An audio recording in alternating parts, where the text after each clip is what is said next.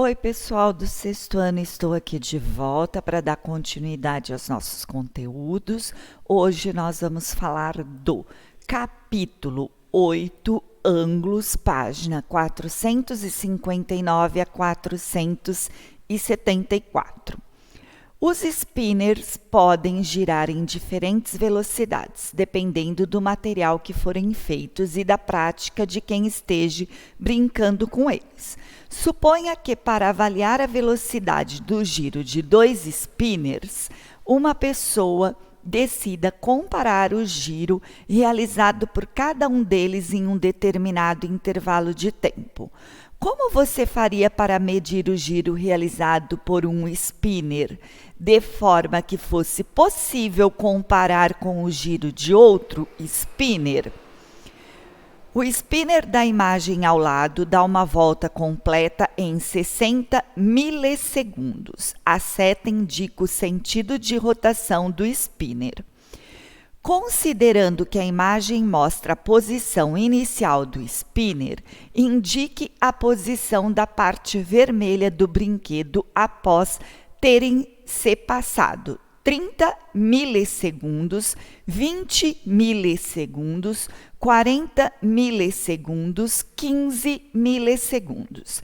Represente suas respostas nas figuras a seguir, escolhendo a mais adequada para cada item. Letra A, teria que ficar aqui após 30. Na B, após 20, aqui. Na C, após 40. E na D, após 15. Qual é a medida em grau da parte do giro correspondente à situação B, C e D do item? Explique como você pensou.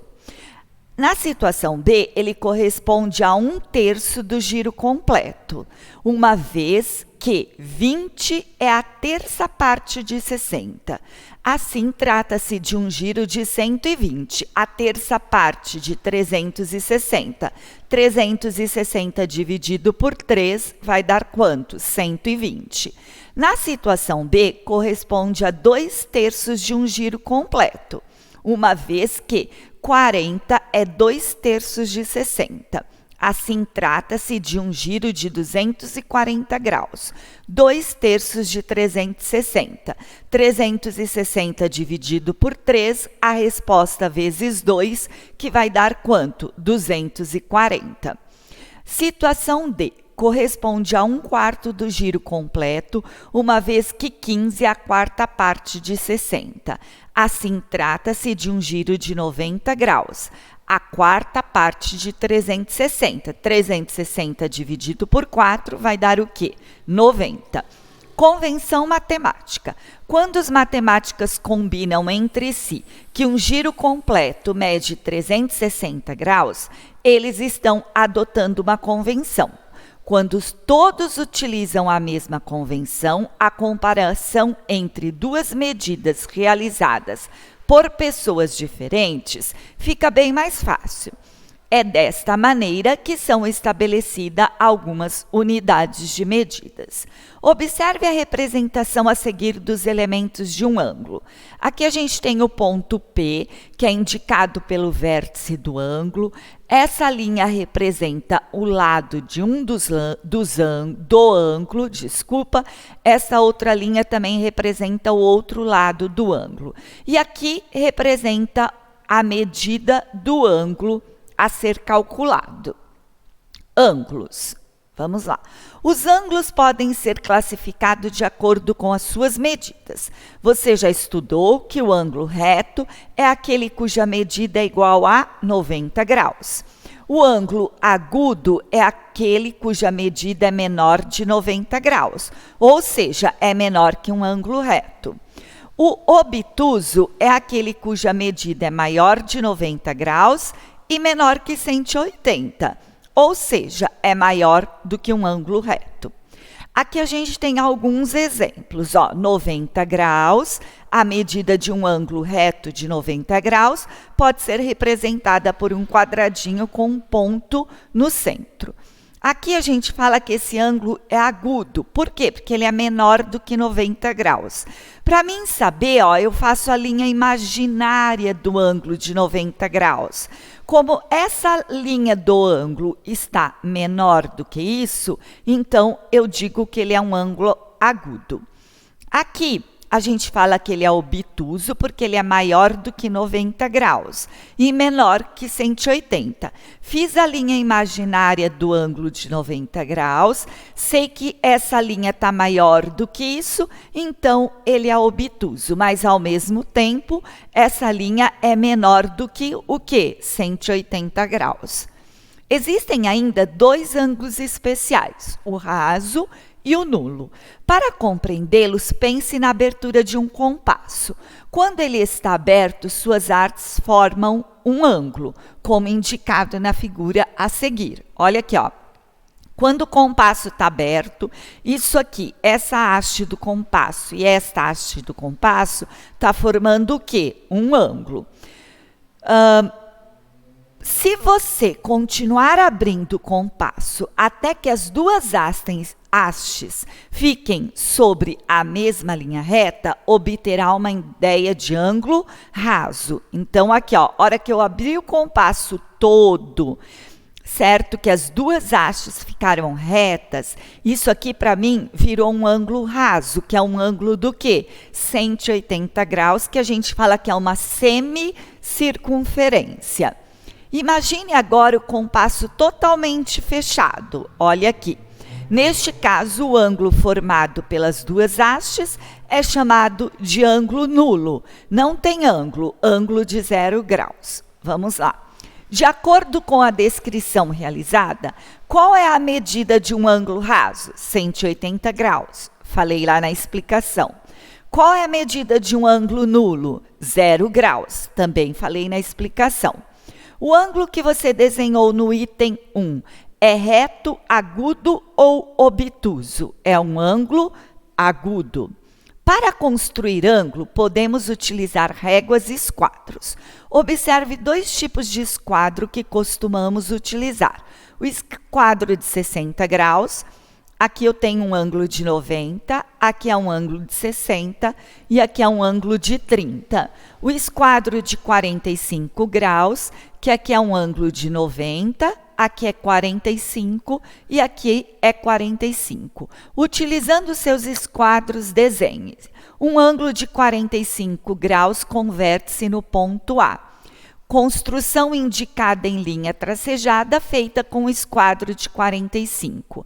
Peguei o esquadro de 45, que tem o ângulo de 45 graus, coloquei a pontinha do ângulo de 45 graus aqui no vértice A e tracejei a linha. Um ângulo de 60 graus converte-se no ponto B. Eu construí com um esquadro de 60 graus. Peguei a pontinha do esquadro de 60 graus, aonde tinha 60 graus, coloquei ela aqui em cima do vértice B, fiz coincidir a reta aqui e tracejei, formando o ângulo de 60 graus. Um ângulo de 135 graus converte-se no ponto C. Ele foi construído com a linha tracejada feita com esquadro de 45 graus. Então, a gente pegou o esquadro de 45, colocou o ponto de 45 graus aqui e tracejou. Um ângulo de 75 graus converte-se no ponto D. Ele fez uma construção com o ângulo de 45 e 60 graus. Então, eu peguei o ângulo de 45, peguei o ângulo de 60, justapostos, juntei um com o outro e consegui construir este ângulo de 75 graus. Vamos lá. O uso do transferidor. Na sessão anterior, você usou os esquadros para construir ângulos. Porém, esses materiais só podem construir ângulos em determinadas medidas, 30, 45, 60 e 90, e soma ou subtração desses valores. Para construir ou medir ângulos de outras medidas, usamos o transferidor. a maioria dos transferidores tem formato de semicírculo, metade de um círculo, dividida em 180 partes iguais, cada uma delas associadas a um ângulo de 1 grau. A escala do transferidor é graduada de 0 a 180, ó, 0 até 180 e 0 até 180. Vamos agora ver como utilizar o transferidor para medir um ângulo. Observe o ângulo desenhado abaixo com o vértice no ponto V. Tá vendo esse ângulo? Vamos ver como que a gente faz para usar o transferidor. Inicialmente, fazemos o centro do transferidor coincidir com o vértice do ângulo e a linha do zero. Ó, centro do transferidor, eu fiz coincidir com o vértice V. Esta linha eu fiz coincidir com o 0 graus, tá? Depois que eu fiz coincidir isso aqui com 0, eu fui ver aonde que bateu a outra linha do ângulo, tá bem? E aqui ele tá batendo aonde, ó? No 120 graus. Então, quer dizer que esse ângulo mede o quê? 120 graus. Vamos ver se eu tivesse dado esse outro ângulo. Ó, peguei o meio do transferidor, fiz coincidir aqui com o vértice desse ângulo, fiz coincidir com o 0 graus e fui ver aonde foi bater o outro ângulo, que deu o quê? 50 graus. Vocês estão vendo que esse transferidor, eu estou usando ele da forma ao contrário, que a gente chama forma espelhada. Por quê? Porque como ele está para medir desse lado e esse transferidor só tem uma ordem aqui, eu tive que virar o transferidor para mim saber esta medida. Pontos, retas e segmentos de retas. Os pontos são elementos mais básicos da geometria. Qualquer figura geométrica é formada por um conjunto de pontos. Em geral, usamos letras maiúsculas para nomeá-los, como se observa na representação a seguir. Ó, esse pontinho, e eu usei a letra maiúscula A. As retas são representadas por uma linha, como mostrada na figura, e geralmente elas são nomeadas por letras minúsculas. Tá vendo? R, ó, reta R. Lembre-se que a reta é infinita. Uma reta não tem começo nem fim, infinita. Evidentemente, não é possível desenhar uma linha com essa característica em uma folha de papel. Por isso, ao resolver problemas de geometria, é importante saber que podemos prolongar a linha que representa uma reta quando desejamos em ambos os sentidos. Ó, aqui eu tenho a reta S, chamei de reta S. Se eu quiser prolongar essa reta, eu vou fazer uma linha tracejada. Eu tanto posso prolongar ela para este sentido como para este. É também possível nomear uma reta a partir de 2 pontos pertencentes a ela. Neste caso, escrevemos os 2 pontos e desenhamos sobre elas uma reta dupla. Por exemplo, a reta abaixo pode ser nomeada como PQ ou QP. Observe que se ela é reta, a gente sabe que ela continua tanto para este lado quanto para este lado. Então, quando eu nomeei, eu coloquei esta linha aqui com seta tanto para o lado Q quanto para o lado P. E aqui também, ó, setinha tanto para o lado Q quanto para o lado P, que quer dizer o quê? Que a reta continua, não tem fim. Polígonos. Observe os 2 polígonos a seguir. O polígono desenhado à esquerda é um quadrilátero e possui 4 vértices, os pontos A, B, C e D. E 4 lados, o lado AB, BC, CD e DA. Já o outro polígono à direita é um pentágono, pois apresenta 5 vértices, o S, o O, o R, o T e o E. E 5 lados, SO, OR, RT, TE e ES. Um polígono pode ser nomeado escolhendo-se um de seus vértices e percorrendo os demais de maneira consecutiva. em um dos dois sentidos possíveis. Tanto pode ser no sentido horário ou anti-horário. Por exemplo, o quadrilátero acima pode ser chamado de A, B, C, D ou C, B, A, D. E tem outras formas, poderia ser D, C, A, B, poderia ser A, D, C, B, enfim, tem várias maneiras a gente nomeá-los. Escreva duas maneiras possíveis de nomear o pentágono desenhado no início dessa seção. Entre as várias possibilidades, eu apresentei somente duas, que seria o SORT ou ROSET. Semirretas e ângulos. A reta a seguir foram marcados os pontos A, P e B. Considere a figura formada por todos os pontos dessa reta que estão à esquerda do P, incluindo o próprio P. Tá vendo? Ó, aqui eu estou fazendo partindo de P, passando por A e continuando. Tal figura corresponde a uma semirreta. O ponto P, que representa o início da semirreta, é chamado de origem. Para nomear uma semirreta, escrevemos primeiro a sua origem e depois o outro ponto qualquer dessa semirreta, desenhado sobre ela. Uma seta orientando para a direita. Assim, a semirreta acima é chamada P. Ó, tá vendo? Ó, a setinha vai em cima de quem? Do A. Ponto de origem, P. Fiz o tracinho. Passou por A e continuou. Então, a setinha vai estar em cima do A. Aqui, quem é o ponto de origem? O P. Passou por onde? Por B. Então, a setinha vai estar em cima de quem? Do B, porque eu sei que ela vai continuar. Dados dois pontos a seguir, utilize a régua para desenhar as semirretas. Semirreta D com lápis vermelho. Tá aqui, ó. Semirreta DE com lápis vermelho. E continua, tá?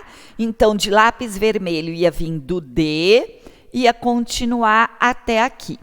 Semirreta EF com lápis azul. EF. Tudo isso aqui, ó, é de azul. Semirreta GF com lápis verde. GF com lápis verde. Como a setinha está passando do F, então eu estou pintando tudo isso aqui de verde. Semirreta ED com lápis preto. ED com lápis preto. Ó. Aqui vai ficar de duas cores esse pedacinho, tá? De EAD. Então, aqui eu vou pôr lápis preto no E e vou traçar até aqui. Dados dois pontos A e B, as semirretas AB e BA são iguais? Ó, parti do A, passei no B e cheguei no P. Tá vendo? Ó, fui daqui para lá. Aqui, de B a A, parti do B, passei no A e fui para cá.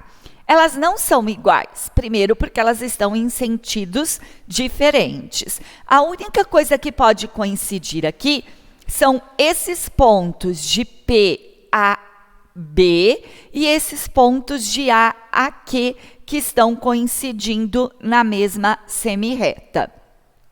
Com base na definição de semirreta, podemos definir um ângulo da seguinte maneira. Ângulo é a união de duas semirretas que possuem a mesma origem. Por exemplo, o ângulo da figura do vértice no ponto V é formado pela união das semirretas VA e VB. Ó, este ângulo tem o vértice V e eu fiz VA. Tá vendo? Ó, origem V, passei por A e continuei. A setinha está no A. VB, origem é o V, passei pelo B e continuam. A setinha está no B. Como que eu vou nomear esse vértice? Ó, VAB. O vértice vai estar sempre no meio. E tem esse acento aqui que a gente fala de português e que ele significa o quê? Ângulo. Usando o transferidor, determine as medidas do ângulo. Cadê? Ó? A, V, B, eu quero saber qual é a medida deste ângulo. Este ângulo aqui eu sei que vai medir o quê? 64 graus. E do ângulo CBF, que é tudo isso aqui, esse ângulo todo vai medir 154 graus. Bem, pessoal, esse é nosso capítulo. Estou deixando alguns exercícios para vocês fazerem. Se não tiver espaço na apostila, realizem no caderno. Qualquer dúvida, me encaminhe um e-mail, 6º ano Matemática, professora Regina. Obrigado pela atenção e até a nossa próxima aula. Tchau, pessoal!